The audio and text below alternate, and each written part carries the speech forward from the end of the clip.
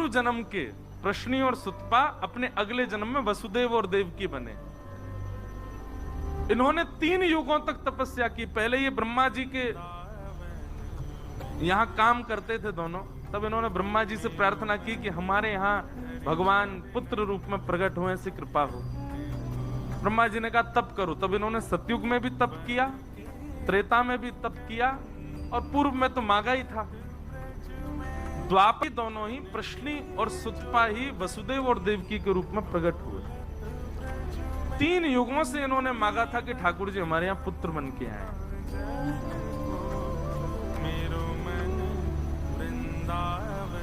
भगवान ने पृथ्वी की बात मान करके उसको आज्ञा कर दी, बोले वसुदेव जी के यहाँ साक्षात में जन्म लेने वाला। यहाँ अपनी चाचा की बहन देवकी का विवाह कंस ने वसुदेव जी के साथ किया,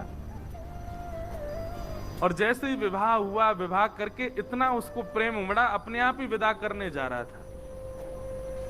तभी आकाशवाणी हो गई, देवताओं ने कह दिया, बोले कि जिस बहन को तुम विदा करने जा रहे हो इसी का 8वां गर्भ तुम्हारा काल होगा कंस। मृत्यु की बात पता चलते ही कंस ने जिस बहन को विदा करने जा रहा, जिस बहन का कन्यादान किया, उसी के केश पकड़ लिए, तलवार निकाल करके जैसे ही वध करने लगा, वसुदेव जी ने चरण पकड़े। इससे तुम्हारा काल नहीं है, इसके पुत्रों से काल है। मैं वचन देता हूं जितने बालक होंगे सब तुमको दूंगा। तुम चाहो तो हमको बंदी बना लो, हम कहीं नहीं जाएंगे। वसुदेव जी की बात पर विश्वास करके, प्रसंग तो बहुत बड़े हैं। कंस ने कहा मुझे आपकी बात पर भरोसा है, वचन दीजिए जितने बालक होंगे सब मुझे देंगे आप। जी निश्चित। ऐसी आती कि प्रथम पुत्र जब हुआ तो लेकर के वसुदेव जी जैसे ही कंस के पास गए तो कंस के हृदय में करुणा आ गई। कंस बुला रहे मेरा भांजा है, मेरी बहन का बेटा है और पहला बालक है, इसको आप रख लो। मेरा शत्रु तो 8वां बालक है, इससे मुझे भय नहीं है, इसको ले जाओ।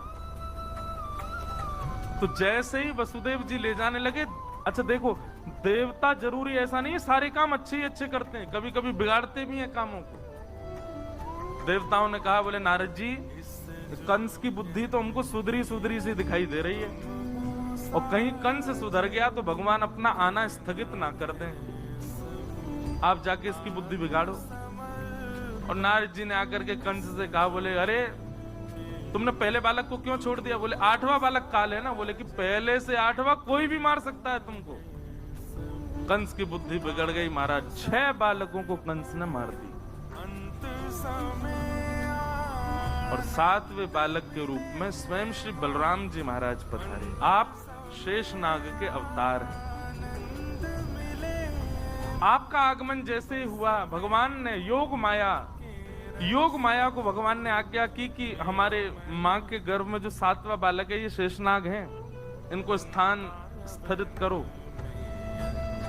और 7वां बालक जो है कुछ माह देवकी मैया के गर्भ में रहने के बाद रोहिणी मैया के गर्भ में स्थगित हो गया, और कंस को यह समाचार मिला कि 7वां बालक तो गर्भ में ही नष्ट हो गया। अब आ रहे हैं 8वें बालक। कंस ने महाराज सेना बढ़ा दी, ताले बढ़ा दिए, सब व्यवस्था कर दी, कहीं से भी बच के भागने ना पाए।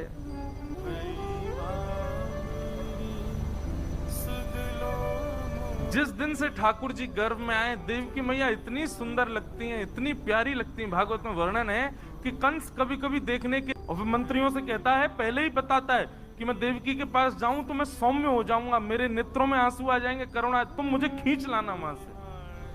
पता नहीं देवकी का स्वरूप कैसा हो गया है, मेरे हृदय में बड़ी भावना उत्पन्न होती है उसके लिए। तो कंस की स्थिति क्या हो गई? राक्षस है लेकिन रोज देवकी को देखता है, और देवकी जी को देख करके उसके नेत्र सजल हो जाते हैं, मन में भाव आ जाता है, मुस्कुराने लगता है, प्रेम। पहले ही बोल के आता मंत्रियों को, जैसे मैं रोने लगूं मुझे खींच लाना वहां से। पता नहीं क्या हो गया, देवकी को देख के बड़ा भाव आता है। तब मंत्री बोले, इसके गर्भ में मायावी बालक है, वो आपको दयालु बना रहा है ताकि आप उसको ना मारो और वो आपका वध कर दे। बोला हाँ सही कह रहे हो तुम, यही बात। भादों